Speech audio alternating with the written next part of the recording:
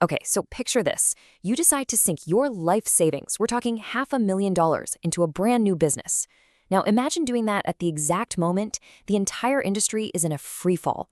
Well, that's the insane bet a sneaker reseller just made on a physical store, and we are going to break down why. All right, so here's how we're going to tackle this. We're going to look at the big bet itself, then we'll get into the two sides of her business, wholesale and retail. After that, we dive into the brutal math of just trying to survive. We'll uncover the real reason she had to open the store in the first place and see if a physical shop can even compete anymore. And finally, we'll look at the human cost of playing this high-stakes game. $500,000. Just let that number sink in for a second. That's the amount of cash that sneaker reseller Delaney poured into opening a huge physical storefront in Dallas, right as the resale market was hitting rock bottom. But a bet that big, well, it comes with an enormous personal price tag. Delaney herself puts it bluntly, this is the reason for me having depression.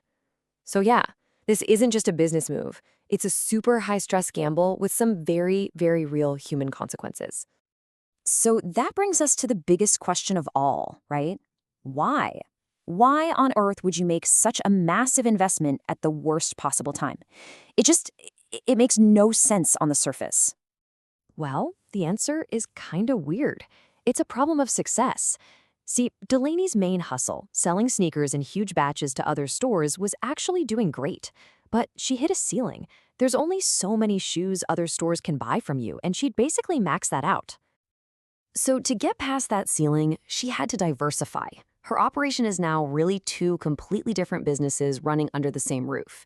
You've got the proven wholesale machine on one side and this brand new retail experiment on the other. And just so we're all clear on the scale here, don't think this is a small-time thing. The wholesale side of her business alone did $5 million in sales last year. This is a big fish looking for a new pond.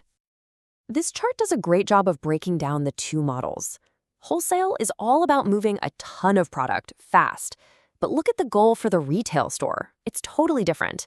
It's about selling individual pairs and moving dead stock.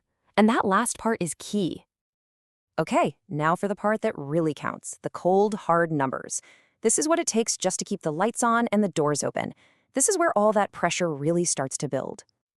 $20,000. That's the bill she has to pay every single month before she even sells one pair of shoes. It is a massive financial hole to dig out of every 30 days. And get this, to cover that 20 grand in overhead, she has to sell $60,000 worth of sneakers and clothes every month. And that's not profit. That's just to get back to zero. That's the break-even point. And when you look at the breakdown, you can see where it all comes from.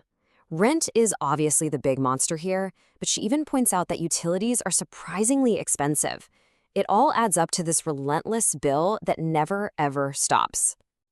Which brings us to the real hidden reason this store even exists. See, it's not just about finding new ways to grow. It's about solving a huge problem, a massive pile of sneakers that she couldn't get rid of through her wholesale business. Dead inventory in the super fast-paced world of sneakers, this stuff is an absolute killer.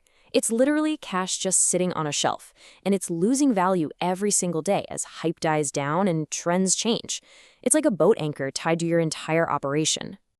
And she's surprisingly candid about her bad calls.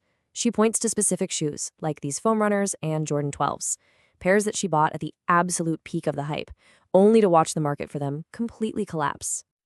You know, this quote is such a critical lesson for anyone in a hype-driven market. When everything's booming, it's just so easy to keep buying and buying, and you totally lose sight of the massive risk that's piling up in your stockroom.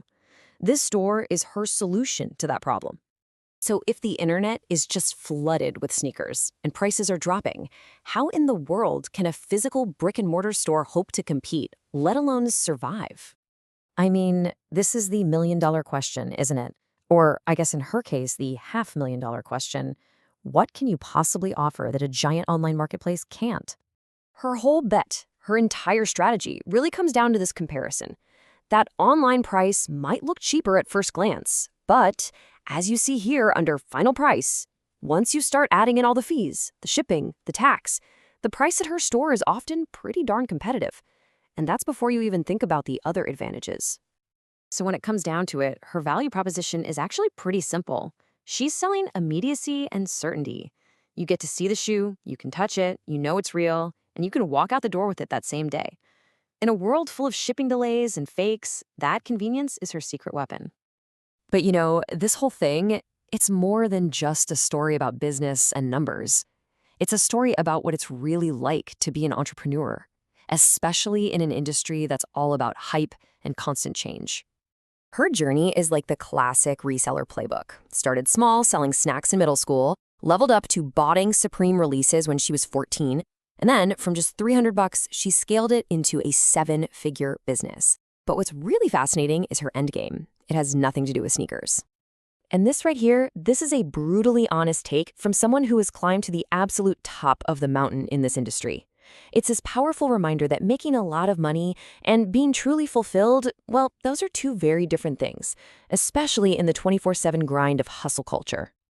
So Delaney's whole story leaves us with this one really challenging question. She's betting $500,000, not to grow her passion, but to manage the fallout from it, all while she's dreaming of getting out. And it just makes you wonder, in the end, is the price of winning the hype game simply the desire to escape it?